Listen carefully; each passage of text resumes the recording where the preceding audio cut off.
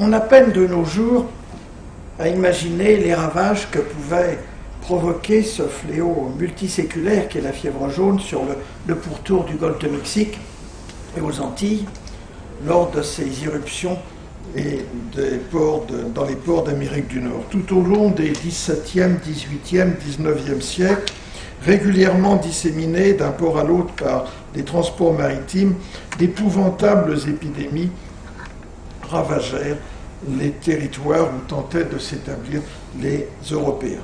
Chaque explosion épidémique entraînait une grande confusion, voire un effet de panique, une paralysie des services, un désastre économique.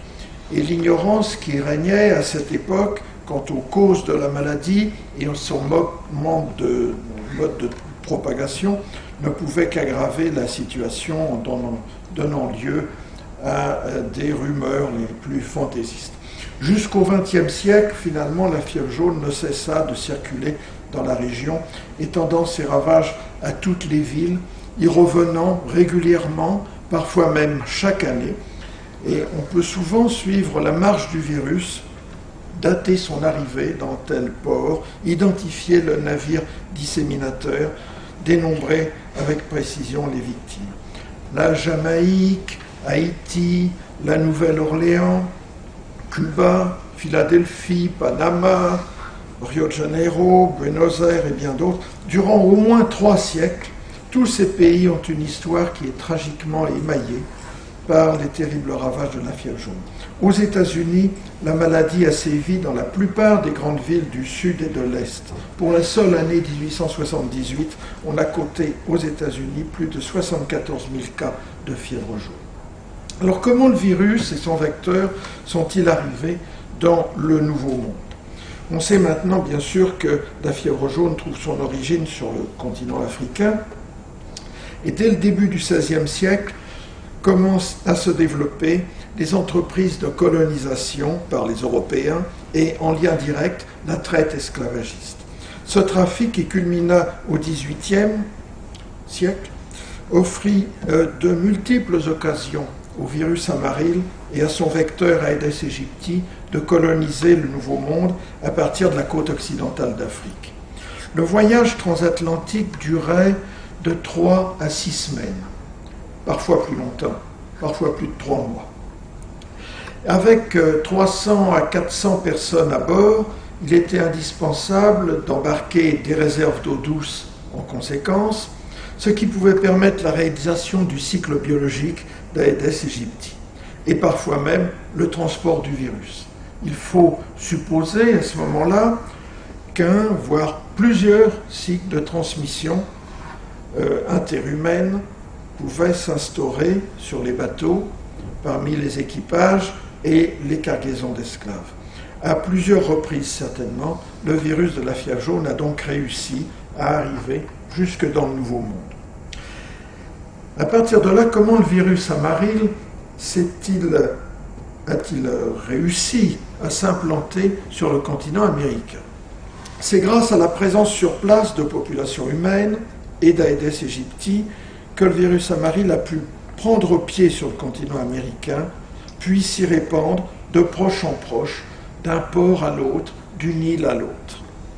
Mais chose plus étonnante, il a réussi à constituer, avec des moustiques autochtones, des hémagogus, des sabétès et les primates forestiers locaux, des systèmes vectoriels durables qui ont permis l'installation permanente de cycles sauvages dans des immenses foyers forestiers des bassins des grands fleuves comme l'Amazone, le Rio Magdalena ou l'Orénoque, ou même dans certaines îles des Antilles comme à Trinidad. C'est ce que découvrit l'épidémiologiste américain Fred Soper, dont vous avez le portrait là, en 1932-33 au Brésil, alors qu'il étudiait une épidémie de fièvre jaune dans une zone sans Aedes aegypti. Ainsi se trouvèrent finalement reconstitués sur le continent américain des cycles épidémiologiques rappelant ceux qui existaient en Afrique. Il faut se souvenir qu'au cours de l'évolution et des aléas biogéographiques, les singes américains, les platyrrhiniens, comme disent les zoologistes, et les singes africains, les cathariniens, ont évolué séparément les uns des autres durant des dizaines de millions d'années. Aujourd'hui, ils diffèrent par des caractères morphologiques. Par exemple, les Américains ont 3 prémolaires et une queue préhensile, alors qu'il n'y a que 2 prémolaires chez les Africains, et aussi par leur caractère bioécologique, uniquement forestier arboricole en Amérique. Manifestement, ceci dit, 2 prémolaires ou 3 prémolaires, le virus, ça ne l'a pas gêné. Partout, surtout, la plupart des singes américains s'avèrent sensibles au virus amarille. Contrairement aux singes africains. Ce n'est donc pas ici l'immunité, ce n'est donc pas ici l'immunité des populations simiennes, mais plutôt leur brutale raréfaction qui est à l'origine de la lente propagation sur des centaines de kilomètres des vagues épizootiques. Et si par l'intermédiaire du déplacement d'un homme porteur de virus amarille, ce virus arrive en ville, il va y trouver une abondante population d'Aedes aegypti et un cycle urbain interhumain pourra s'établir. Alors comment la situation a-t-elle évolué ? Dès le début du XXe siècle, une lutte extrêmement active contre Aedes aegypti fut entreprise à Cuba et à Panama, un petit peu plus tard à Rio, et grâce aux mesures mises en œuvre avec une discipline toute militaire, ce fut un succès. Puis ces mêmes méthodes, et à partir de 1947, la disponibilité du DDT, permirent finalement l'élimination presque totale du moustique en Amérique latine. En 1957, tous ces pays, sauf l'Argentine, la Colombie, le Venezuela et le Suriname, étaient indemnes d'Aedes aegypti. À noter tout de même que les États du sud-est des États-Unis sont restés et restent toujours infestés par Aedes aegypti. Donc vous avez là la situation dans les années 30 à gauche, et vers 1970, il n'y a plus que quelques poches d'Aedes aegypti. Ceci dit, à partir des années 30, donc les campagnes de vaccination aidant, la fièvre jaune urbaine, de ce fait épidémique, disparut peu à peu des cités américaines. Cette élimination était pratiquement achevée en 1942. Seule persistait la fièvre jaune de forêt, responsable de quelques centaines de cas humains par an pour l'ensemble du continent. Malheureusement, comme vous le savez, cette situation n'a pas duré longtemps. La réintroduction progressive et insidieuse d'Aedes aegypti crée de nouveau une situation préoccupante. Et nous risquons d'avoir à affronter un jour prochain ces grandes épidémies urbaines qui étaient si redoutées autrefois. La fièvre jaune a fait école. Elle est encore présente que déjà, c'est au tour des virus de la dengue de lorgner sur l'Amérique. Les 4, ou peut-être 5, puisque certains ont décrit un 5e virus, les 4 ou 5 virus de la dengue trouvent probablement leur origine dans les massifs forestiers asiatiques, sans doute dans la péninsule malaise. Aucun d'entre eux ne paraît en tout cas originaire de l'Amérique. On peut considérer 4 grandes périodes dans l'histoire de la dengue en Amérique. La première entre, disons, 1600 et la Deuxième Guerre mondiale. Les premières mentions de dengue, d'un diagnostic, il faut le reconnaître, souvent douteux, ont eu lieu, vous en avez quelques-unes ici, et notamment aux États-Unis, à Philadelphie en 1793, par exemple. Il y a eu une très grosse épidémie en 1826-28 dans les Antilles et le sud des États-Unis, mais beaucoup commencent à dire que cette épidémie pouvait être due en fait à chikungunya, par les esclaves venant d'Afrique. En tout cas, c'était toujours de la dengue 1 et de la dengue 2. Le vecteur était toujours Aedes aegypti, arrivé sur les bateaux négriers, nous l'avons vu. Et vers 1800, Aedes aegypti était déjà établi dans de très nombreuses villes en Amérique. Nous avions donc affaire à des cycles épidémiques urbains dans les ports, en Amérique centrale et du Sud et dans les Caraïbes, au gré des introductions de virus, avec parfois des incursions dans le sud des États-Unis. La deuxième période, de la Deuxième Guerre mondiale à 1970 environ, qu'est-ce qu'il y a à noter? Bien d'abord, une très grande épidémie dans toute la région lors de la Deuxième Guerre, comme ce fut le cas d'ailleurs dans le sud-est asiatique et dans le Pacifique. Et puis, le plan d'élimination des Aedes aegypti a été mis en place avec un résultat, nous l'avons vu, globalement positif. C'était en gros un succès, mais enfin pas partout. Il y avait des foyers où Aedes aegypti persistait. Donc la dengue, globalement, a bénéficié des mesures prises contre Aedes aegypti dans le cadre de la lutte contre la fièvre jaune. De ce fait, il n'y a plus eu d'épidémie de dengue entre 1946 et 1963. À partir de 1963, on a eu à nouveau des épidémies, et notamment le virus de type 3 a été introduit dans la région. On a eu une épidémie à la Jamaïque, Porto Rico, etc. Et il y avait à cette époque, jusqu'en 1977, en fait, seulement du 2 et du 3 qui circulaient dans la région américaine avec un tout petit peu de dengue. La troisième période, après 70 et jusqu'à, en gros, l'an 2000.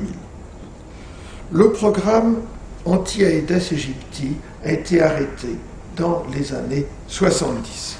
Automatiquement, réinvasion répétée d'Aedes aegypti, et à la fin de 70, la plupart des pays étaient réinfestés, comme nous l'avons vu, et maintenant il est présent jusqu'au sud de Buenos Aires. De ce fait, les épidémies, bien sûr, reprennent.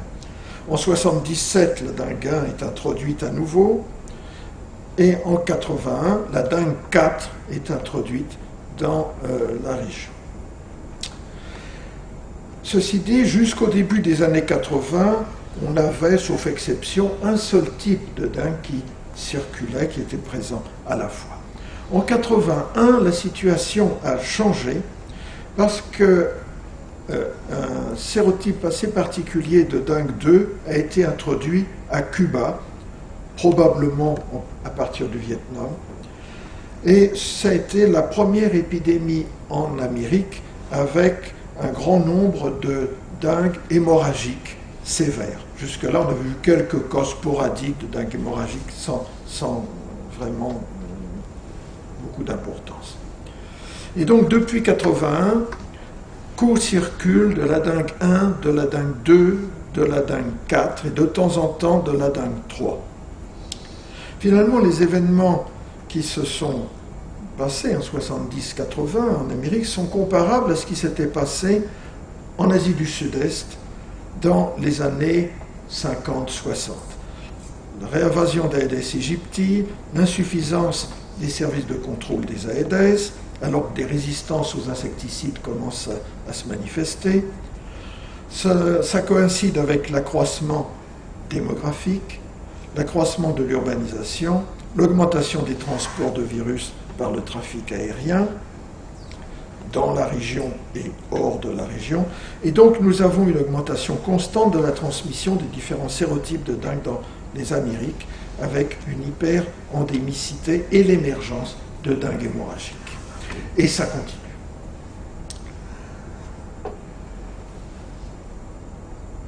Vous avez ici cette carte Aedes aegypti que je vous ai déjà présentée. Voilà la situation d'Aedes aegypti en bas à gauche au Brésil entre 1995 et 2000. On voit que ça ne s'arrange pas, loin de là. Et là, la répartition des dengues hémorragiques. Avant 81, il n'y en a pas. Entre 80 et 97, voilà les pays qui ont été atteints. Après les années 2000, quatrième période de l'histoire, nous avons des introductions ininterrompues de virus de dengue, de différents sérotypes, de différents génotypes à l'intérieur des sérotypes, de différents topotypes à l'intérieur des génotypes. C'est assez compliqué, mais ça montre que justement les souches étant tellement différentes, ce sont des introductions nouvelles à chaque fois. On a une transmission de niveau élevé, quasi permanente, avec des recrudescences saisonnières chaque année. Une augmentation aussi à noter de la fréquence des épidémies et de la sévérité clinique. Donc globalement, l'incidence de la dengue aurait été multipliée par 30 c'est énorme, durant les 50 dernières années. Cette situation, ceci dit, pose 3 problèmes. D'abord, l'origine des premiers virus introduits dans la région. On comprend bien comment, grâce au développement des voyages, peuvent progresser les épidémies au XXe siècle. Par contre, les épidémies anciennes, dont certaines ou moins paraissent pouvoir être attribuées réellement à la dengue, sont plus difficilement explicables. Une origine asiatique du virus supposerait son introduction par des bateaux reliant directement des ports asiatiques à différents points de la côte occidentale d'Amérique. Puis un transfert à bas bruit sur la façade atlantique de l'Amérique, où la présence en abondance des Aedes aegypti lui aurait permis de se manifester bruyamment. Or, avant les années 1920-1930, les ports asiatiques n'hébergeaient pas encore d'importantes populations d'Aedes aegypti. Et le risque pour un matelot d'un navire en partance de contracter une dengue n'était pas très élevé. Alors si le trafic maritime transpacifique fut parfois à certaines périodes assez intense, encore fallait-il qu'un cycle de transmission s'installe à bord, que le virus prenne pied sur la terre américaine, qu'il parvienne de l'autre côté de l'Amérique, sur la côte atlantique. Alors bien sûr, chacune de ces étapes est envisageable, mais les chances de réalisation complète du processus semblent quand même assez faibles. Alors doit-on par ailleurs exclure une arrivée en provenance des côtes du golfe de Guinée, sous le prétexte que dans cette région également la dengue était guère épidémique à cette époque? On ne peut pas exclure ça. C'est un phénomène, à ce moment-là, on aurait un phénomène comparable au transfert de virus de fièvre jaune. Ça peut sans doute être envisagé. Il y a une autre question qui se pose, c'est celle d'une possible installation enzootique en Amérique des virus de la dengue avec un cycle selvatique. Les premières enquêtes qui ont été réalisées après la guerre sur des singes ne montraient que des résultats négatifs, aucun virus, aucun anticorps chez les singes américains. Peut-être, on a quelques renseignements là-dessus, peut-être une endémisation existe-t-elle à bas bruit chez l'homme, sans Aedes aegypti, dans des zones rurales, par exemple en Bolivie, on a vu des porteurs d'anticorps de dengue, chez des gens qui vivent dans des zones sans Aedes aegypti. On peut toujours se poser la question. Et puis récemment, quand même, on a détecté des infections par les virus de la dengue chez différents mammifères sauvages, forestiers. Est-ce que ces mammifères constituent des réservoirs? Ça a été notamment fait en Guyane. Mais les souches de dengue que l'on a mis en évidence sont génétiquement éloignées de celles qui circulent chez l'homme. Alors est-ce que ce sont des souches purement zootiques? Y a-t-il des échanges entre les animaux et les hommes? Si oui, par quel vecteur? Autant de questions pour lesquelles on n'a pas pour l'instant de réponse. Il y a aussi une autre question qui se pose, la troisième. Depuis qu'on a de l'Aedes albopictus sur le continent américain, il ne semble pas avoir joué un grand rôle dans la transmission de la dengue, ce qui a priori est curieux. En tout cas, l'entomologiste est clairement l'homme clé pour une maladie pour lequel nous n'avons ni traitement ni vaccin et pour lequel le réservoir est essentiellement humain. Seul l'entomologiste peut contribuer à régler temporairement et localement la question. Alors, passons, si vous voulez bien, au virus West Nile, le candidat suivant à l'aventure américaine. Avec ce virus, toujours d'origine africaine, on change complètement d'épidémiologie, puisque là, on a affaire à un virus Aculex, alors que jusqu'à présent, on avait affaire à un virus Aedes. C'est un flavivirus qui se maintient dans les écosystèmes par un cycle enzootique qui implique des populations d'oiseaux, principalement des passereaux, qui servent d'amplificateurs, et des moustiques ornithophiles, principalement des culex. L'homme et les équidés sont des hôtes accidentels, des cul-de-sac épidémiologiques. Chez eux, seules de rares infections se traduisent par des tableaux neurologiques, plus ou moins sévères, et il n'y a pas ou très peu de virémie. Donc dans leur grande majorité, les oiseaux qui sont infectés ne souffrent guère de leur infection par le virus West Nile, hormis certaines espèces qui peuvent présenter des infections graves, mortelles, et en particulier les corvidés, les corneilles, les corbeaux, les pies, les geais, etc. Donc la surveillance des populations de ces oiseaux est importante parce qu'elle alerte sur l'activité du virus. Il faut quand même noter que depuis quelques années, les manifestations du virus West Nile étaient en nette recrudescence dans plusieurs régions, en Israël, dans les pays du Maghreb, en Roumanie, en Italie, en Russie, etc. Vous avez quelques épidémies généralement assez limitées, mais tout de même notables depuis fin des années 80, disons.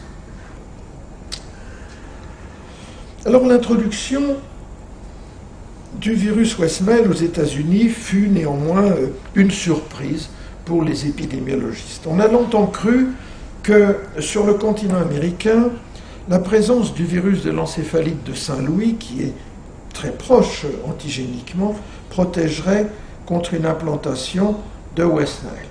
Manifestement, il n'en était rien, on s'est trompé. C'est en août 1999 que le virus West Nile a été détecté à New York dans le quartier du Queens, quand on a vu des cas humains de méningo-encéphalite et que des signes neurologiques sont en même temps observés chez des chevaux à Long Island. En fait, on sait maintenant que dès le mois de juillet 1999, une mortalité inhabituelle avait été observée non loin de là parmi les oiseaux, notamment dans le zoo du Bronx.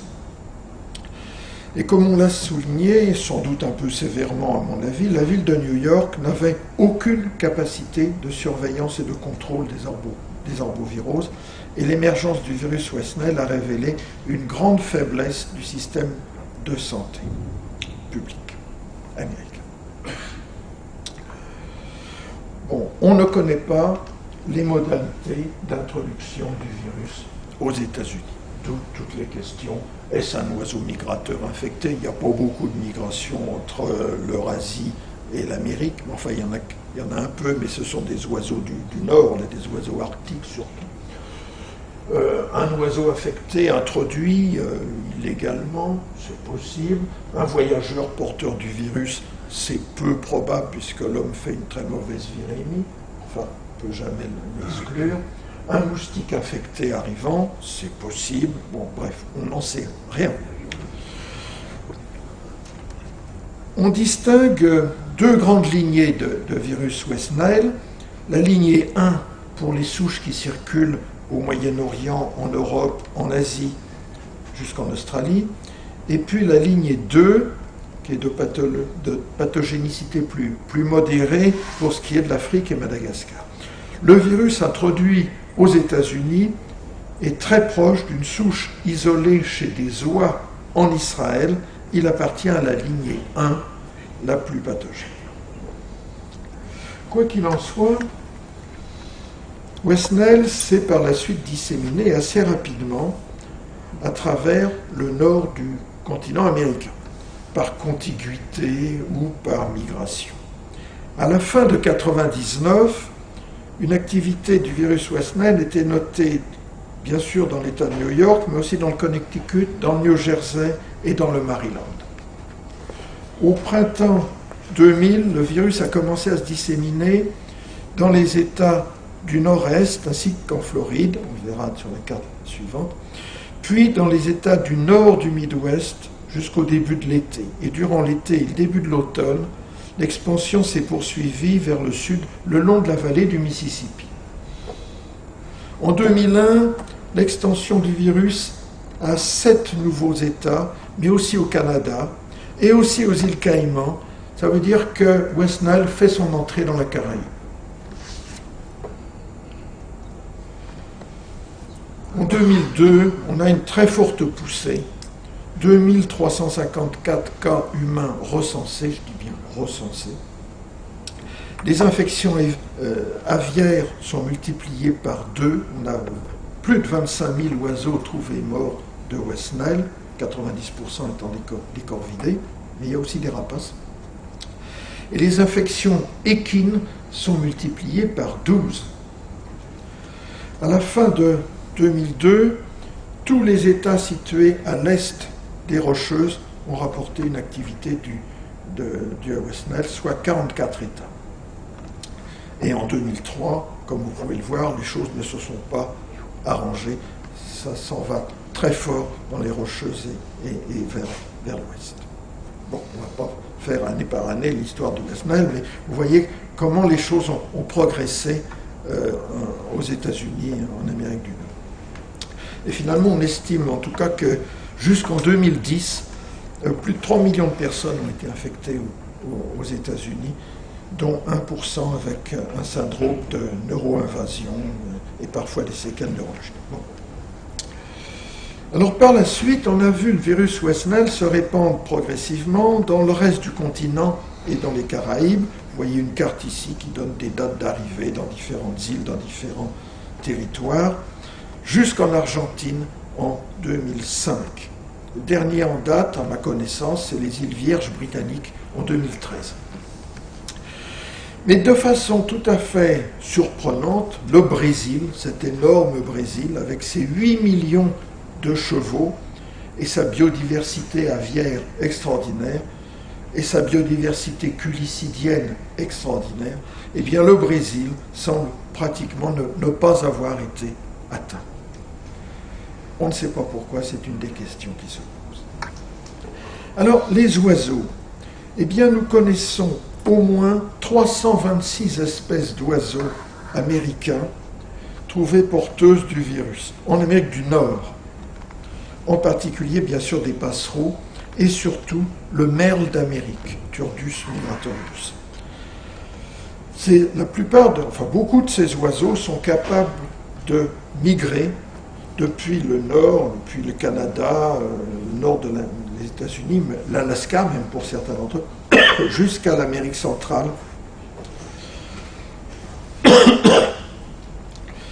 Et pour ce qui est du merle d'Amérique, qui est un oiseau important, dont voici un portrait, c'est un oiseau donc, qui migre, comme beaucoup d'autres, qui est volontiers urbain ou périurbain, dont les populations se sont beaucoup accrues durant les 3 dernières années. Alors, vous voyez, ce grand nombre d'espèces d'oiseaux qui peut être infecté par le virus Wesnel montre la très faible spécificité de ce virus quant à ses hôtes potentiels et par conséquent quant aux écosystèmes qu'il peut fréquenter, y compris bien sûr les écosystèmes urbains, et ça explique sans doute sa très large répartition géographique.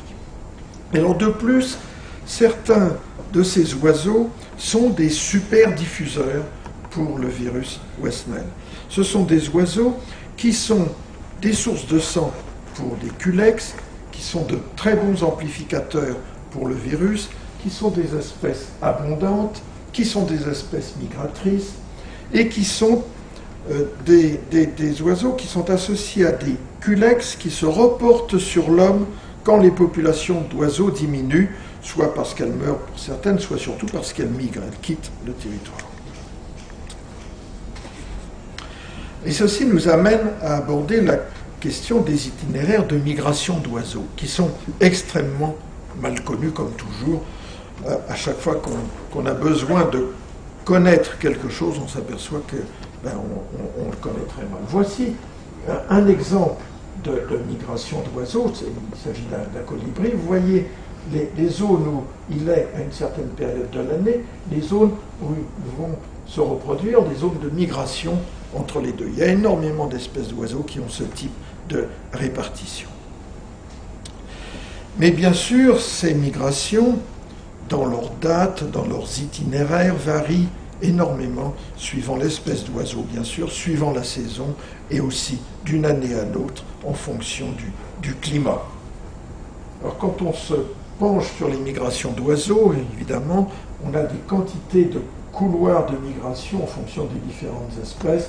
Certains couloirs longeant les côtes pacifiques, d'autres couloirs longeant les côtes atlantiques et passant par les Caraïbes, un très fort couloir passant par l'Amérique centrale. Enfin, c'est une question complexe. Et bien sûr, le transport du virus ne se fait pas forcément d'une traite, mais peut se faire avec des relais, des changements d'hôtes, exactement comme nous, on change de ligne de métro, hein, bien si on a une correspondance dans un aéroport. Donc c'est pas très simple. Quant aux vecteurs, ce sont des culex, nous l'avons dit. En Amérique du Nord, le virus a été mis en évidence chez 59 espèces de moustiques, surtout des culex, et surtout des espèces liées à l'homme, pour ce qui est des principaux vecteurs. Bon, vous avez là une carte qui montre la répartition géographique, en gros, hein, de plusieurs espèces de culex dans les États-Unis. Culex pipiens, Culex tarsalis, Culex coequifaciatus, ce sont des culex qui piquent bien le... Ah non, c'est gentil. C'est de l'eau? Oui. Tant pis. Ça aurait été du gin, c'était mieux. Et ces culex sont tous ornithophiles, piquant bien des oiseaux, mais quand il n'y a plus d'oiseaux, ma foi, ils piquent l'homme. Ils sont de bons vecteurs du virus West Nile. Ils vivent volontiers en ville. Ils conservent, pour ceux qui sont au nord, par exemple Culex pipiens, ils conservent le virus par voie transovarienne durant l'hiver. Pour ceux qui sont au sud, par exemple Culex coequifaciatus, ils sont présents toute l'année. Ils entretiennent le virus toute l'année sur un mode endémo-épidémique. Alors le virus... Non, c'est pas ça. Le virus a évolué, ce virus West Nile a évolué au cours de son expansion à travers le continent américain depuis son introduction en 1999. Et cette évolution, bien sûr, continue. C'est-à-dire qu'on voit aujourd'hui des génotypes récents qui semblent mieux adaptés aux vecteurs locaux, de sorte qu'ils sont plus facilement transmis que la souche initialement introduite. Donc en moins d'une décennie, le virus West Nile a finalement réussi à s'implanter sur l'ensemble du continent nord-américain et une bonne partie du sud.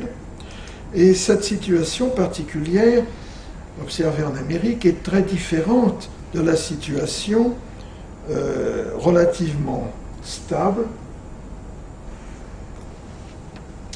qui règne en Europe, par exemple, où la circulation du virus demeure limitée, du moins pour le moment, et présente, et la situation en Amérique présente un certain nombre de caractéristiques. D'abord, évidemment, l'arrivée du virus dans un terrain totalement vierge.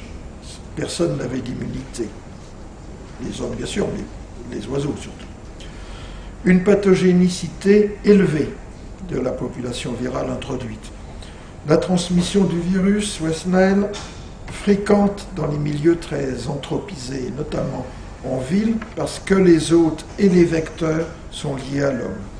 le grand nombre d'espèces aviaires réceptives au virus, au moins 326, on l'a vu, un actif transport par certaines espèces migratrices, en particulier des espèces qui, comme le merle d'Amérique, semblent être des superdiffuseurs. Et puis un grand nombre d'espèces de moustiques capables de transmettre ce virus, et la grande compétence de certaines d'entre elles. Et le virus, en plus, s'est rapidement adapté à des vecteurs locaux. Bon, t'as peur que je... Oui, t'as raison. Des vecteurs locaux en produisant des variants qui infectent plus facilement ces vecteurs que la souche initiale. Donc au total, compte tenu de la taille du continent qui abrite de très nombreux écosystèmes très différents, de la variabilité du virus, de la variété des modes de vie des habitants, les situations épidémiologiques du virus West Nile en Amérique apparaissent extrêmement complexes, bien différentes selon les régions comme selon les conditions climatiques locales. L'entomologiste joue un rôle clé dans cette affaire. Le migrant suivant, c'est le virus chikungunya. Il a été décrit, comme vous le savez, en 1952 en Afrique, au Tanganyika. C'est un virus qui circule parmi les populations de singes par l'intermédiaire d'Aedes primatophile. L'infection de l'homme sous la forme de cas sporadiques ou d'épidémies est assurée par Aedes aegypti dans toute l'Afrique. Le virus a ensuite émergé en Asie. Vous avez une petite histoire d'épidémie de virus chikungunya. À partir de 1954, il s'en est allé en Asie, sous forme d'épidémies urbaines, généralement transmises par Aedes aegypti. Bon, rien d'extraordinaire. Et puis, en 2004,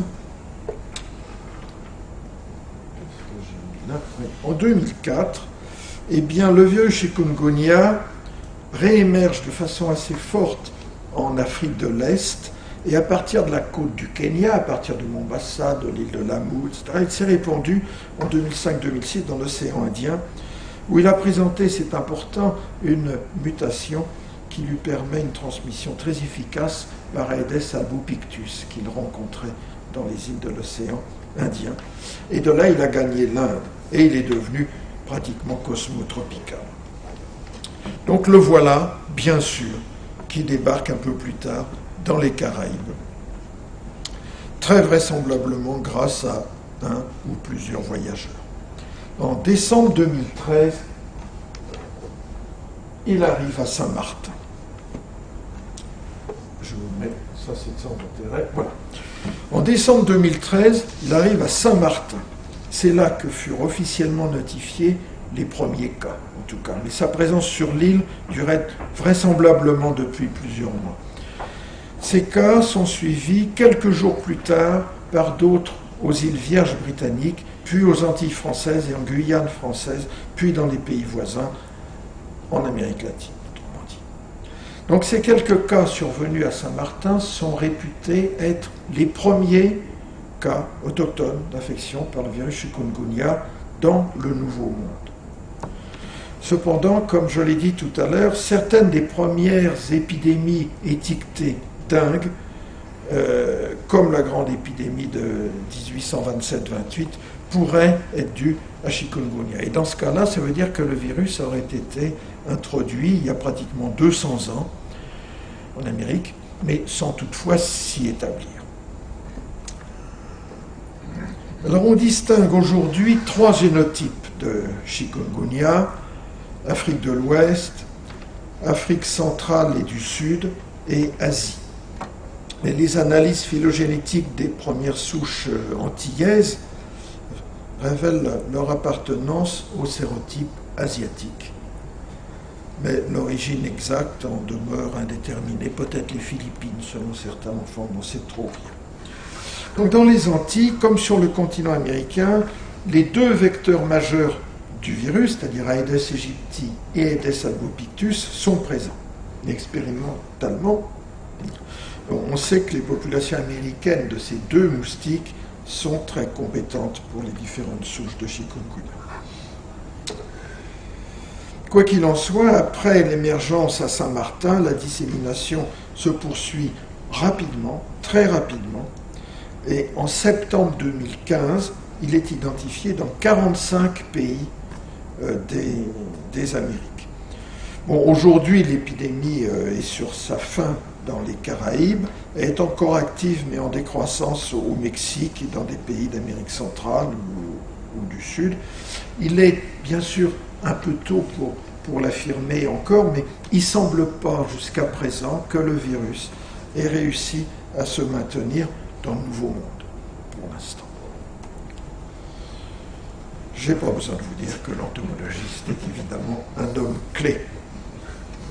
Enfin, le petit dernier à avoir fait parler de lui, c'est encore un flavivirus africain, c'est Zika, que tout le monde connaît alors que personne ne le connaissait il y a quelques mois. La réussite de chikungunya lui a sûrement donné des idées, il ne voulait pas être en reste. Alors lui non plus, ce n'est pas un virus de découverte récente, il était connu depuis longtemps puisqu'il a été isolé en 1947 en Ouganda, dans la forêt de Zika, sur cette tour, cette grande tour qu'on a montée en forêt pour étudier justement la circulation des arbovirus et en particulier du virus de la fièvre jaune. C'est ça qu'on étudiait là-bas. C'est situé à proximité du lac Victoria, c'est une très belle région. C'est Ado que vous avez là-haut qui menait ces études. Et à partir de 1966, la présence de Zika avait été démontrée dans différents pays d'Afrique, bien sûr, mais aussi d'Asie. Donc l'infection par l'homme par Zika, c'est le plus souvent asymptomatique ou très bénin. Par conséquent, c'est un virus qui était estimé être très peu dangereux, voire pas dangereux du tout. Donc il était loin d'être une priorité. C'était une erreur. Cette situation qui était globalement calme n'attirait pas l'attention. Néanmoins, il faut signaler qu'en Afrique, une activité un peu inhabituelle du virus Zika. Par exemple, il y avait eu une épidémie relativement importante au Gabon en 2007. Et puis, beaucoup plus récemment, à partir de septembre 2015, il y a eu une épidémie au Cap-Vert. Il y a quelque chose d'assez curieux à propos de cette épidémie, c'est que le virus isolé, c'est un virus qui appartient à un sérotype asiatique de Zika. Alors, on aurait pu penser qu'elle venait du Sénégal, c'était plus simple. Eh bien non. Enfin, pardon.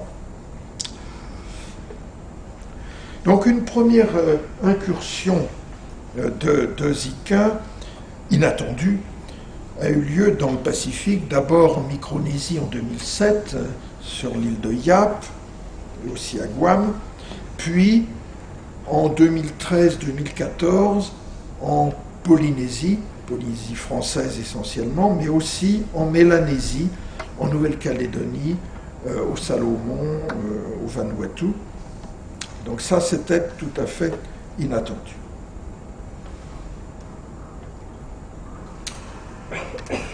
Et la première détection de Zika dans le Nouveau Monde, mai 2015, dans la région de Bahia au Brésil. Là encore, on soupçonne que le virus était déjà présent depuis quelques mois, voire peut-être depuis fin 2014. On ne sait pas comment il est arrivé, bien sûr. Certains ont émis l'hypothèse qu'il a été introduit à l'occasion de la Coupe du Monde de football en juin-juillet 2014 au Brésil, ou encore une compétition internationale de canoë qui s'est tenue à Rio en août 2014. Il y avait beaucoup de Polynésiens qui sont venus. En tout cas, dès le mois suivant, c'est-à-dire en juin 2015, le Brésil signale des cas de transmission autochtones sur son territoire. Et en avril 2016, on estime à 2 millions le nombre de cas humains au Brésil. C'est une estimation, évidemment. Et quelques mois après l'arrivée du virus, le Brésil, comme vous le savez, signale un nombre inhabituel de malformations congénitales, microcéphalie, etc. C'est curieux, ça. À l'inverse de ce qui se passe pour les hommes pour lesquels joue en principe la présomption d'innocence, eh bien là, le virus Zika, tout de suite, a été accusé d'être le coupable, avant même que ce soit démontré. Bon, c'est une différence de traitement entre les virus et les hommes qui montre que finalement la vie n'est pas juste. On savait. Bon, de sorte qu'aujourd'hui, ce virus est maintenant réputé comme étant réputé très peu pathogène et maintenant considéré comme très pathogène par l'OMS, puisqu'il est responsable, dit l'OMS, d'un problème émergent de santé publique à l'échelle mondiale. Qu'est-ce que j'ai après? Je n'arrive pas à faire d'erreur. Donc rapidement, la dissémination de Zika se poursuit en Colombie, au Suriname, en Guyane, etc. Et en mai 2016, c'est-à-dire maintenant, 39 pays de la région sont touchés. Donc on ne voit pas pourquoi le virus Zika n'entrerait pas aux États-Unis, malgré la frontière mexico-américaine un peu fermée. Les États-Unis, ils ont des vecteurs potentiels de Zika dans 30 de leurs États continentaux. Donc, il y a la perspective aussi des Jeux Olympiques qui doivent se tenir à Rio en août prochain, qui est évidemment un petit peu inquiétante. Alors, évidemment, le nombre qui est probablement très important des cas asymptomatiques, mais infectants pour les moustiques, ça pose le problème de la transmission possible aussi par d'autres moyens que les vecteurs, transmission par transfusion, transmission par le sperme, transmission par l'urine, enfin, etc., etc. Transmission sexuelle, bon, c'est possible, mais vraisemblablement ça reste très marginal pour les épidémiologistes. Bon, mon maître Balthazar me disait toujours qu'il fallait s'intéresser qu'au mode habituel de transmission et qu'il fallait négliger toutes les curiosités comme ça.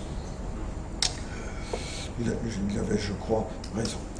Donc il a été proposé sur le plan génétique, bien sûr que le Zika a son origine en Afrique de l'Est, qui s'est répandu ensuite en Afrique de l'Ouest et ensuite en Asie, relativement récemment, il y a peut-être 50 à 100 ans. Et on reconnaît actuellement 3 grandes lignées sur le plan génétique. C'est pas original, c'est Afrique de l'Ouest, Afrique de l'Est et Asie. Et les résultats des études génétiques montrent que les souches américaines du virus appartiennent à la lignée Asie après passage en Polynésie.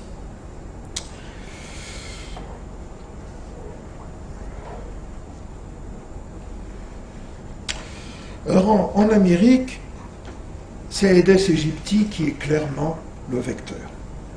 Peut-être le seul, même le vecteur majeur en tout cas, et peut-être le seul. Le virus a été isolé d'Aedes albopictus, c'est vrai, il n'y a pas longtemps, dans le nord du Mexique, mais pour le moment, rien n'indique que cette espèce joue un rôle notable dans la transmission. Mais nous avons eu, le 20 avril dernier, une très mauvaise nouvelle en provenance du Brésil, c'est que des infections par Zika ont été détectées par PCR au Brésil chez des singes, comme les deux chez les deux singes que vous avez là, Calithrix jacus et un sapajou. Alors reste à savoir, bien sûr, si une fois infectés, ces primates néotropicaux développent une virémie efficace, suffisamment efficace pour infecter des moustiques, et s'il existe des moustiques compétents parmi ceux qui piquent ces singes. On n'en sait rien pour l'instant. Enfin, quoi qu'il en soit, il n'est pas impossible que soit en train de s'installer un cycle sauvage analogue à celui de la fièvre jaune, ce qui ruinerait les espoirs d'élimination de Zika en Amérique latine. En tout cas, une chose est claire, c'est qu'au même titre que les pèlerinages de la Mecque ou d'ailleurs, on doit tenir compte des grands rassemblements quasi religieux que sont les compétitions sportives. Surtout dans des pays comme le Brésil où le ballon rond est une véritable religion. Et en tout cas, l'entomologiste. Bon. Alors, quelles remarques peut-on faire à propos de ces différentes émergences en Amérique? Et vous savez, bon, bien souvent il faut du temps, et parfois beaucoup de temps pour prendre toute la mesure d'une découverte dont l'importance est pourtant considérable. Regardez, lorsque Christophe Colomb est aux premières heures du 12 octobre 1492 a abordé une petite île des Bahamas, il se doutait certainement pas que le monde s'en trouverait changé. En fait, cet événement marquait la fin du caractère infranchissable de l'océan Atlantique. Cet événement, il devait bouleverser les règles de la biogéographie, en particulier la répartition de bien des agents infectieux qui tirèrent bénéfice de ces voyages intercontinentaux qui allaient se multiplier à une échelle que ces premiers découvreurs n'imaginaient sûrement pas.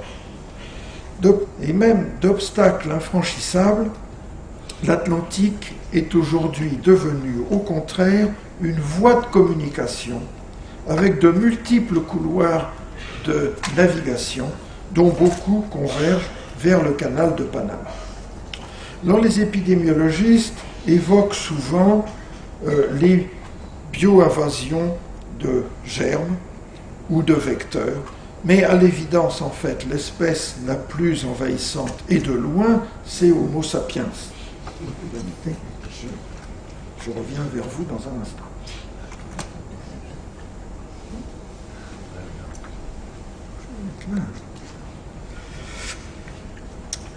Oui, c'est Homo sapiens, c'est bien de là que vient le danger, justement. C'est parce que l'homme ne sait pas voyager seul.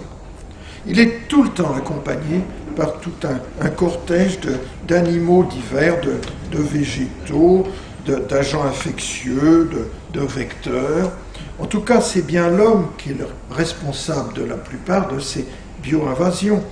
On savait bien que les virus, ils n'avaient pas besoin de visa pour voyager, les vecteurs aussi, bien sûr, mais c'est l'homme qui a organisé finalement ces rendez-vous totalement improbables entre des singes américains ou des oiseaux américains, des virus africains, par l'intermédiaire de moustiques africains ou asiatiques, et ça sur la terre américaine. Il faut quand même le faire.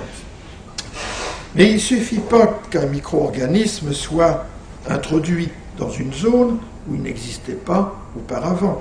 Encore faut-il qu'il puisse s'y implanter durablement et proliférer. C'est-à-dire que le germe introduit doit pouvoir survivre, se répliquer, être transmis, persister sur place, se diffuser. Alors c'est relativement facile pour des germes à transmission directe, et cette réussite-là, elle est nettement plus difficile dans le cas d'un cycle qui implique un vecteur qui est beaucoup plus complexe. Que se passe-t-il quand un virus débarque sur un territoire nouveau, dans des environnements qu'il ne connaît pas?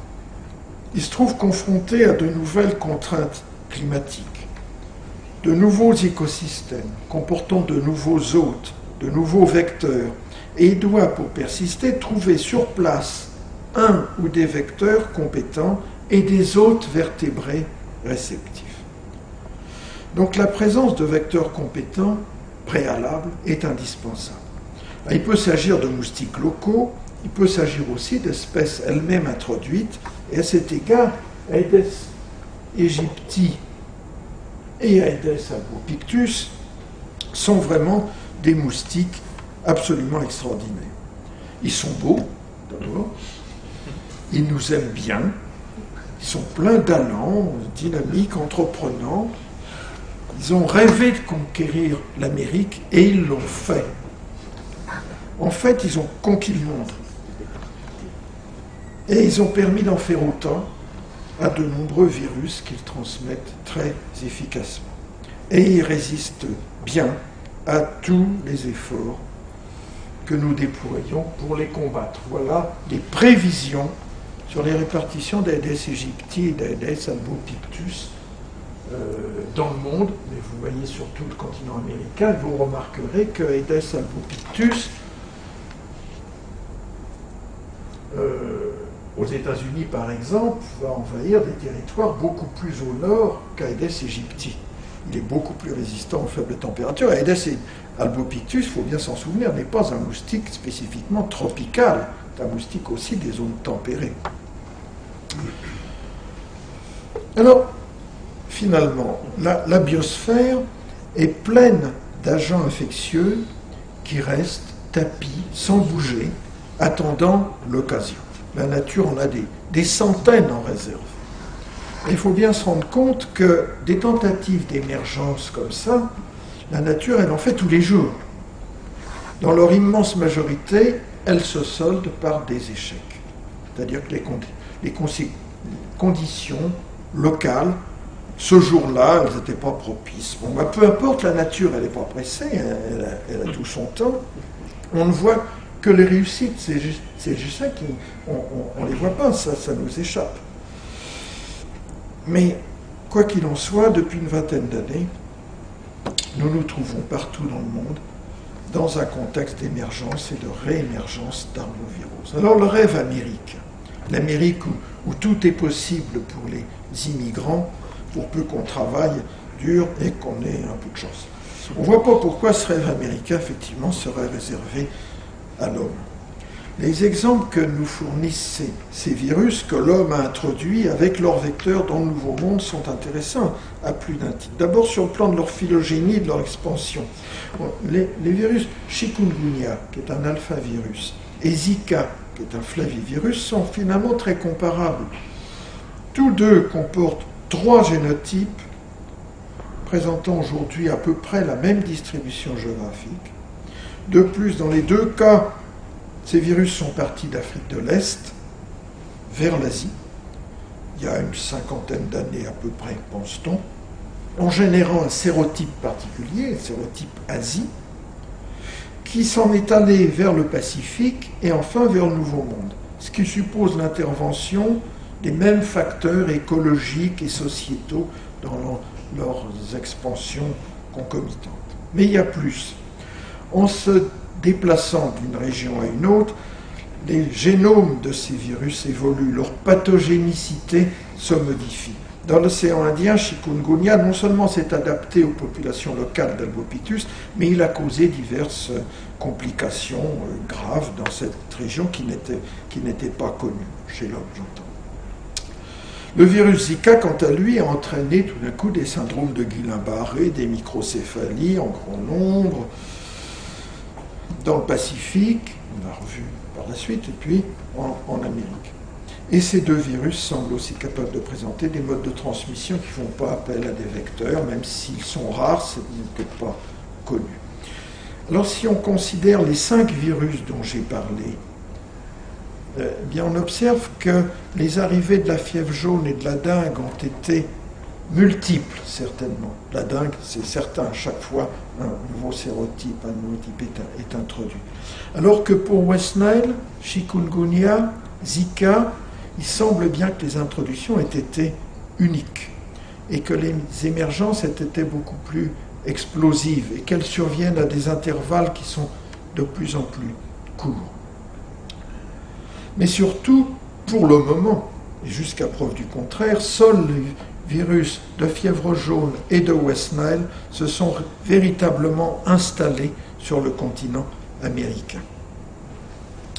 Grâce aux Aedes et aux Culex anthropophiles, finalement ces virus, ils vivent près de nous, ils vivent chez nous même. À moins que ce soit nous qui vivions chez eux, allez savoir. Alors, est-ce que ça va continuer ? Oui, évidemment, ça va continuer. La question serait plutôt pourquoi ça ne continuerait pas. Oui, ça va continuer, puisque tous les facteurs impliqués, en particulier les échanges commerciaux, vont continuer à s'exercer. Donc, comme pour bien d'autres sujets, les pays se trouvent perpétuellement déchirés entre deux exigences, favoriser le commerce sous toutes ses formes et protéger ses citoyens. Moi, je n'ai pas la clé, bien entendu. Mais il est clair qu'on ne pourra pas résister au développement des réseaux commerciaux et à la mondialisation. Donc il faut s'attendre à voir de plus en plus d'émergence de viroses qui résultent des transports de germes ou de vecteurs. Il faut se faire à cette idée, c'est comme ça. Ça veut dire qu'il faut renforcer la surveillance entomo-épidémiologique et nous préparer à l'imprévisible, car les virus nous surprendront toujours. C'est curieux, je pensais, il n'y a pas longtemps, encore même ce matin, j'ai bien présent à l'esprit finalement le souvenir d'une époque où les entomologistes, comme les arbovirologistes, mettaient régulièrement en garde contre de probables émergences. Et ils n'étaient pas écoutés. L'entomologie, comme l'arbovirologie, étaient considérés comme des disciplines marginales. Les virologistes ne voulaient pas entendre parler des arbovirus. Ils pensaient que ça ne concernait que des curiosités médicales, exotiques, avec des noms bizarres et sans grand intérêt. Eh bien, nous devons changer nos habitudes et prêter davantage d'attention à ces virus et mieux les surveiller, parce que c'est agaçant à la longue d'être tout le temps amené à réagir après coup. En santé publique, après coup, c'est trop tard. Il faut qu'on prévoie ça. Il faut qu'on se tienne prêt. Donc si un jour, pensons-y aussi,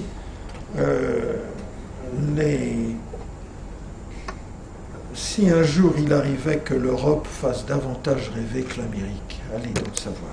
J'y crois pas trop, mais qui sait? Ne nous croyons surtout pas à l'abri, en tout cas méfions-nous des virus des singes, méfions-nous des virus des oiseaux, surveillons-les. Voilà, je voudrais adresser mes remerciements à différentes personnes qui m'ont permis d'utiliser leur diapo, et les virus, les moustiques et moi-même vous remercions de votre attention.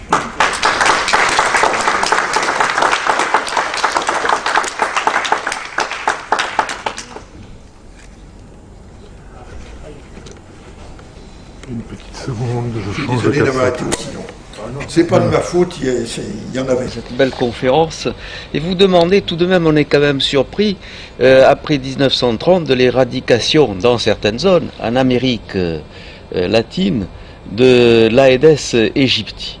Comment a-t-on pu éradiquer un moustique qui était certes très adapté aux régions urbaines, mais qui également vivait dans les zones forestières? Oui, au début, il ne vivait pas dans les zones forestières. Il était essentiellement urbain. En tout cas, il était totalement urbain au début de la lutte, dans les années 1900, entre 1900 et 1910, il était totalement urbain. Et là, on a employé des méthodes sévères. C'est-à-dire que c'était extrêmement organisé par des militaires. Les méthodes étaient militaires. Il y avait une organisation absolument sans faille. Il y avait beaucoup de monde pour faire ça, avec toute une hiérarchie, depuis le petit prospecteur qui allait regarder dans les petits gîtes les larves d'Aedes, jusqu'au directeur d'une zone, et puis d'une sous-zone. Enfin bon, c'était très, très hiérarchique, très militaire, extrêmement surveillé. Il faut dire aussi que les responsables de cette lutte disposaient de moyens financiers conséquents et disposaient d'un soutien absolument sans faille des autorités et du gouvernement.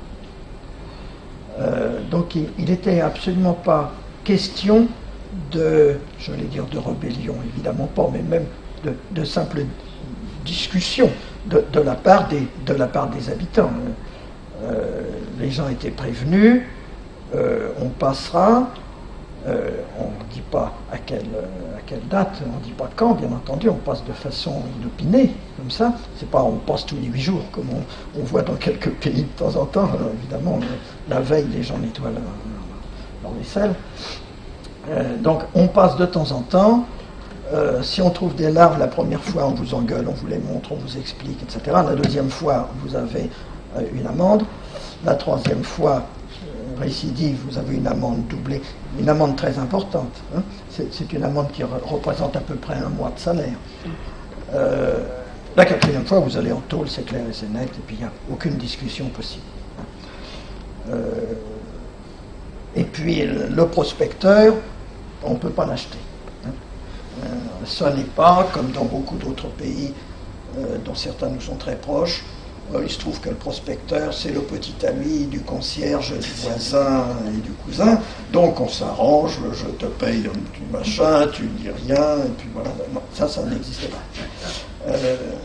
Moyennant quoi, extrêmement rapidement, en quelques mois, on a pu débarrasser totalement la Havane, le Panama, des Aedes aegypti. Et puis on a fait la même chose à Rio par la suite, sous la direction d'Osvaldo Cruz, avec un très bon résultat.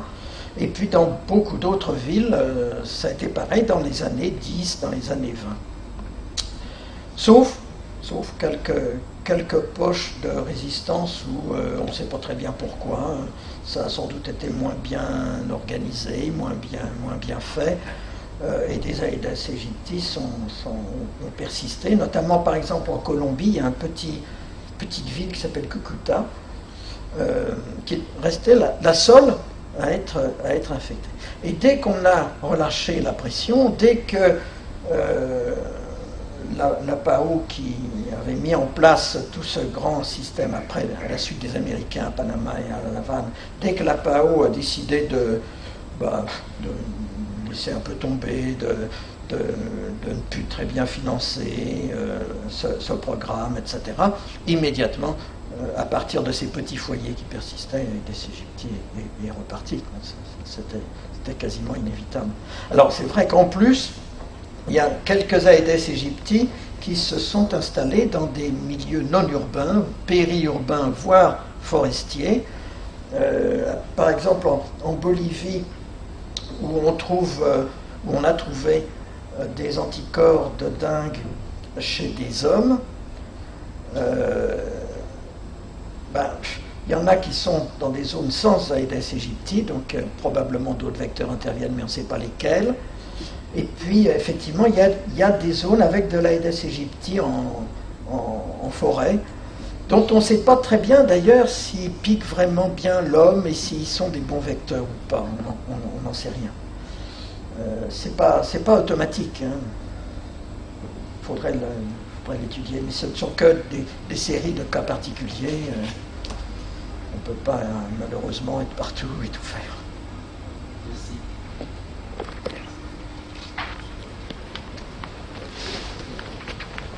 Oui, au sujet de la dengue, on voit que la proportion de formes hémorragiques tend à augmenter.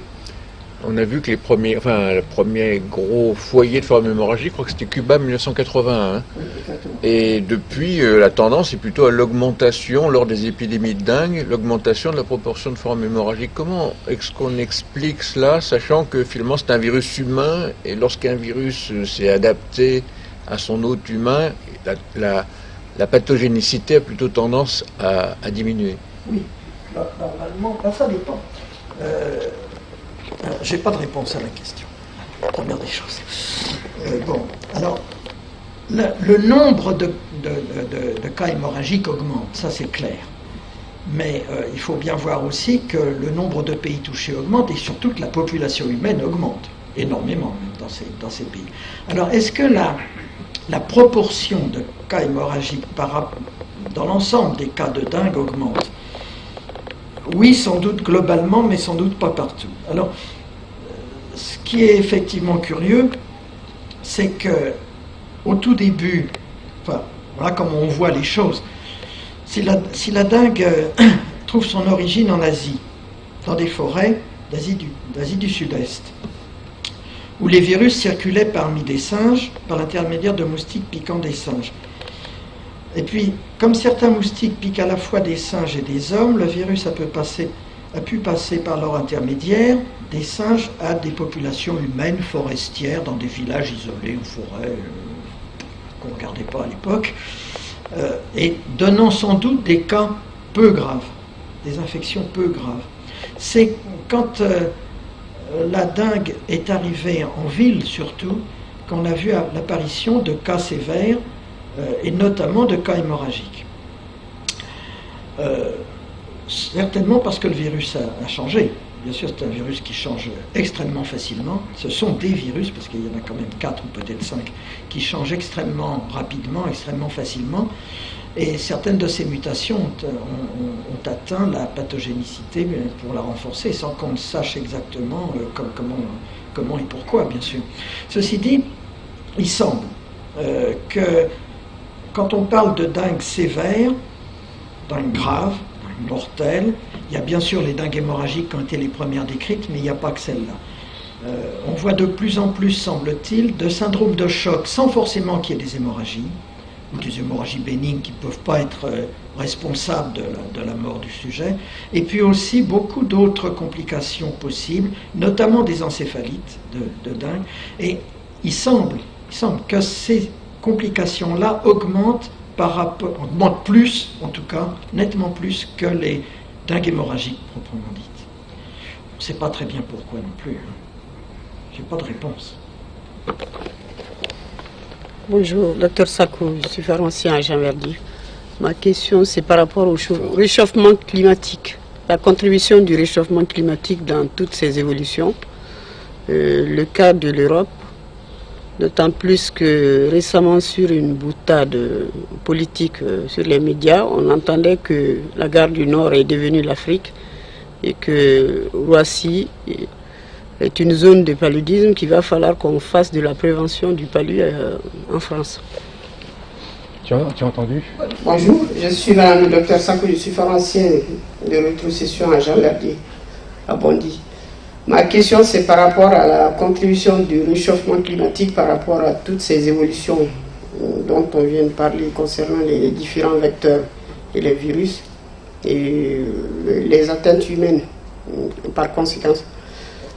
Deuxièmement, je posais la question, à partir de maintenant, quelle considération pour toutes ces pathologies en zone européenne, puisque vous êtes plutôt appesantis sur les cas dans les zones d'Amérique.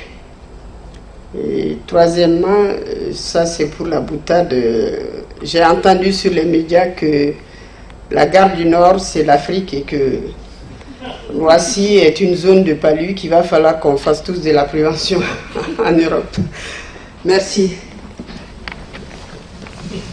Bon, première question. Réchauffement, ou plus exactement changement climatique, parce qu'il n'y a pas que la température qui change, loin de là. De mon point de vue, mais là je ne peux que vous donner mon point de vue, impact, comme on dit aujourd'hui, sur les maladies dont je viens de parler, nul. Nul. Zéro. On n'a pas besoin d'aller chercher le changement climatique pour expliquer ces migrations de virus, ces implantations, etc.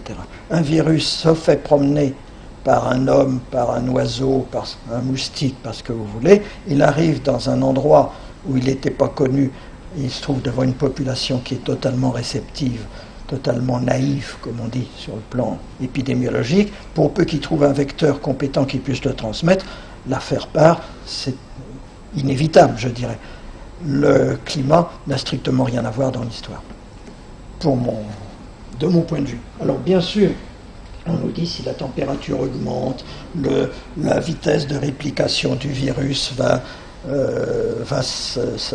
augmenter à l'intérieur de l'organisme du moustique, etc. Oui, dans une certaine mesure, dans une très faible mesure. Très rapidement, si la température augmente vraiment beaucoup, le moustique, il vit pas du tout. Hein. Il est extrêmement sensible à l'augmentation de température. Et surtout, l'humidité a beaucoup plus d'importance pour les vecteurs que la température. Baisse d'humidité ou augmentation d'humidité. Autrement dit, si la température augmente, il faut toujours voir avec quelle humidité, quelle précipitation, quelle humidité atmosphérique, quelle humidité du sol. Si jamais la température augmente avec une humidité qui baisse, ce qui est prévu dans un certain nombre de régions, là c'est au contraire catastrophique pour la transmission. C'est très mauvais pour la transmission, c'est très mauvais pour le virus.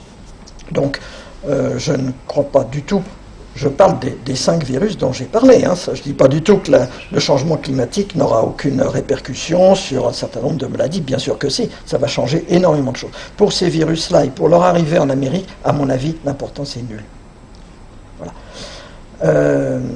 Vous parliez de Roissy, je saute à la question 3 parce que la question 2, je l'ai oublié. La question 3, Roissy, les aéroports, disons, et l'arrivée de porteurs de plasmodium, etc. On en connaît des quantités de cas maintenant, partout, et notamment en Europe, dans tous les aéroports américains. Ça n'a jamais fait repartir le paludisme dans le pays en question. Et notamment en France ou à côté, ou dans la région de Roissy. Il faut bien se rappeler que, là encore, en France, nous avions beaucoup de paludisme autrefois, un peu partout en France, y compris dans des périodes où le climat était beaucoup plus froid qu'aujourd'hui. Le climat n'a donc là non plus joué aucun rôle dans l'élimination du paludisme ou dans l'éventuelle réintroduction du paludisme. Ce sont des conditions de vie, des conditions sociales, des conditions de traitement, etc., qui ont petit à petit éliminé le paludisme et de lutte antivectorielle. Mais les vecteurs, maintenant, sont quand même toujours là. Donc, je ne suis pas inquiet, et je peux me tromper, hein, c'est mon avis que je donne. Je n'ai pas de preuves, mais les autres n'ont pas de preuves non plus pour dire que c'est pas vrai. Donc, de toute façon, il faut bien voir une chose, c'est comment voulez-vous prouver qu'une introduction quelconque est due au climat? Et comment voulez-vous prouver que c'est le contraire? On ne peut pas. Donc on peut discuter. Mais mon impression, mon avis, c'est que le climat, pour ces cas-là, ne joue pas de rôle. Vous aviez une deuxième question que j'ai oubliée. C'était la situation en Europe. Tu as traité. Oui, la situation de ces virus Ouais. en Europe. Oui, tu l'as traité. J'ai tout dit. Il y a quelques années, on a décrit des cas de Maillaro-virus en Guyane. On n'en a plus entendu parler. Est-ce que c'est la capitulation des virus américains devant les virus africains? Il y a des cas sporadiques de Maillaro comme de beaucoup d'autres virus dans cette région. La situation ne paraît pas évoluer. On a des cas comme ça, par-ci, par-là, qu'on ne sait pas expliquer. Mais enfin, c'est un virus qui doit tourner parmi la faune sauvage, c'est sûr, peut-être des singes, je ne me souviens plus très bien. Et puis, de temps en temps, par inadvertance, en quelque sorte, un homme s'introduit dans ce cycle en se faisant bêtement piquer par un moustique qui, normalement, pique des singes, mais qui devait avoir ce jour-là la vue un peu basse. Et puis voilà, mais ça ne donne pas lieu. Mais il y a un virus, à mon avis, qu'il faudrait surveiller, parce que quand on a vu cette succession de 5 virus débarquant comme ça en Amérique, on se dit toujours quel va être le suivant, bien sûr. Alors, ça, Dieu seul le sait, et encore, je ne suis même pas sûr qu'il le sache. Mais il y a un certain nombre de virus qu'il faut sans doute surveiller, et moi, il me semble que je prêterai attention au virus de l'encéphalite japonaise. Parce que c'est un virus qui est un peu en recrudescence, qui se réveille. C'est un peu comme les volcans, vous savez, avant que les virus donnent lieu à une grosse épidémie, un gros phénomène de grande ampleur, il y a des signes avant-coureurs. Il y en a eu pour le West Nile en Europe, il y en a eu pour Zika, il y en a eu pour chikungunya. Il me semble que le virus d'encéphalite japonaise est en ce moment en bonne forme, et il pourrait très bien débarquer un jour en Amérique, s'acoquiner avec des oiseaux américains, pourquoi pas, et on sait déjà qu'il y a au moins 7 espèces de moustiques des États-Unis qui seraient vectrices potentielles du virus de l'encéphalite japonaise. J'y prêterai attention parce que ça me semble être une possibilité et que c'est un virus qui est autrement redoutable que ceux qu'on vient de voir, sauf Fiageau, bien sûr. C'est tout ce que je peux. Le Zoutou, c'est un virus d'oiseau qui a débarqué en Europe, notamment en Autriche, mais dans d'autres pays aussi, il y a quelques années, et qui n'a pas réussi apparemment à s'implanter. Mais il va recommencer, il va essayer. Oui, Merci François pour ton bel exposé. Je n'ai vécu qu'une épidémie de fièvre jaune au Sénégal. On a appris beaucoup de choses. La première, c'est qu'on a utilisé le vaccin de Dakar qui a été très efficace, mais qui nous a apporté 200 cas d'encéphalite. Donc ça a été la dernière année du vaccin anti-amaril de Dakar, remplacé par le vaccin d'Accra, le vaccin Rockefeller, mieux toléré. La deuxième chose, c'est une chose qui s'applique à toutes les maladies infectieuses, mais qui nous a vraiment sauté au plafond. On a fait une enquête dans l'est du Sénégal qui n'avait pas été vacciné et qui a eu des cas de fièvre jaune, beaucoup de cas adultes, et puis on a fait une enquête sérologique chez des enfants qui avaient un peu de fièvre, qui avaient les yeux un peu jaunes. Ils étaient tous infectés et pratiquement aucun n'est mort. Ce qui nous a convaincus, mais ce qui s'applique maintenant à l'ensemble des maladies infectieuses, que les enfants résistent infiniment mieux à tous les virus que les adultes. Et c'est valable pour la polio, pour la rougeole, pour tout. Oui, oui, bien sûr. Et on trouve aussi, il faut bien le dire, beaucoup de cas, beaucoup de porteurs d'anticorps, non vaccinés, bien sûr, d'anticorps anti-fièvre jaune. Et notamment, par exemple, les gens habitant les forêts, les pygmées de RCA, etc. Ce qui veut dire que, de toute façon, il y a beaucoup de cas qui sont tout à fait bénins, qui sont même certainement inapparents, ou en tout cas qui donnent des maladies légères, qui ne posent pas beaucoup de problèmes, et les gens survivent très bien et sont parfaitement protégés après. Donc, pour tous ces virus-là, peut-être un peu moins pour la fièvre jaune, mais encore beaucoup, il y a énormément de cas inapparents. Énormément. Ils sont sortis des cohortes d'individus infectés quand l'épidémiologie n'a compte. Bonjour. Pardon. Et à Paris, en Île-de-France, il y a à peu près plus de 350 espèces d'oiseaux. Et nous avons beaucoup également des coulex. Et il y a beaucoup d'espaces verts qui sont en train de développer à Paris et alentour de Paris.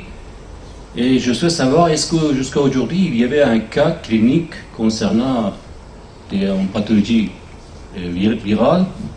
Et est-ce qu'il y a un danger à cause de cette diversité spécifique des oiseaux? Également, il y a beaucoup d'oiseaux qui émigrent chaque année. Et le nombre des oiseaux qui multiplient dans la ville, il est en train d'augmenter. Parce qu'il y a beaucoup d'oiseaux, maintenant, ils s'adaptent à la vie de tous les jours des citoyens. Ils se multiplient, ils ont beaucoup de contacts avec les habitants. Et nous avons beaucoup de moustiques également, en particulier beaucoup de coulex qui circulent en particulier dans le métro et au parc. Et je souhaite savoir s'il y a un danger. Ah oui, dans mon parti, non, parce que moi je suis très... Écoutez, il faut vivre dangereusement. Sans ça ne vaut pas le coup de vivre. On peut jamais dire qu'il n'y a pas de risque totalement. Je ne sais pas s'il y a vraiment un risque avec les oiseaux de Paris, par exemple, ou de la région parisienne. Ce qu'on peut voir, c'est que le virus West Nile, par exemple, il reste pour l'instant confiné dans le sud de la France, dans la partie méditerranéenne du pays, de l'Europe même, je dirais. Le virus de la fièvre jaune, je n'ose pas envisager son introduction, encore que, enfin il a été introduit à de multiples reprises dans les ports européens, autrefois. Je peux pas, j'ai pas de réponse, je crois pas vraiment qu'il y ait un risque considérable avec des virus à moustiques. Il y a un risque qu'on signale maintenant un peu partout pour des virus à tiques, par contre. Des virus à tiques parce que les tiques se multiplient énormément dans les espaces verts, dans les parcs urbains et périurbains. On a maintenant contracté des rickettsioses et de la maladie de Lyme à Central Park, de l'encéphalite à tique dans les parcs de Vienne. Je ne sais pas très bien ce qu'on peut avoir au Bois de Boulogne ou au Jardin du Luxembourg. Mais c'est pas à rejeter, ça. Mais bon, on aura un cas, 2 cas. Ça ne va pas être un problème de santé publique, si vous voulez. Je ne pense pas que pour ce qui concerne les virus à moustiques, il y ait vraiment un danger. Mais je ne peux pas vous démontrer qu'il n'y en a pas, hein, bien sûr, de risque. Enfin, moi, je ne suis pas inquiet. Je suis pas inquiet. Je suis peut-être naturel, un peu optimiste, mais je ne suis pas inquiet. Je suis pas inquiet. Au pied des arbres, il y a un mini espace vert. Si jamais une tique arrive là, je ne sais pas trop comment, il faut quand même qu'elle ait des rongeurs, des cervidés. Alors ça, j'ai pas vu par contre. Et puis un terrier. Un terrier, parce que... Oui. Eh bien, merci. Alors,